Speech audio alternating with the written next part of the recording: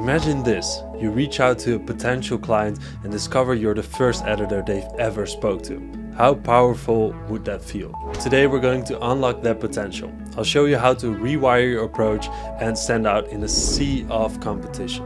Picture yourself as a beginner editor, competing for attention in a saturated market. It's like joining a crowd at a pond, all fishing for the same catch. Chances are slim, right? That's the daily reality for most in our field, chasing the same high-profile clients. But what if I told you there's another pond, hidden and full of opportunities?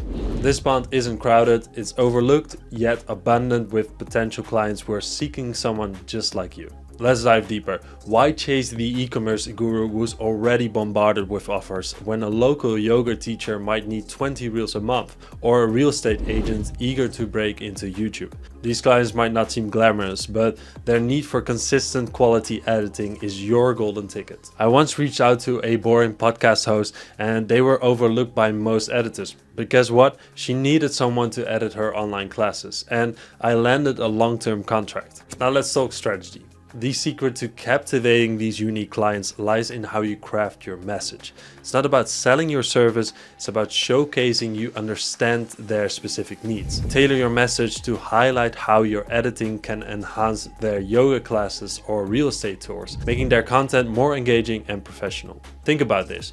Who's your ideal unconventional client? Visualize them.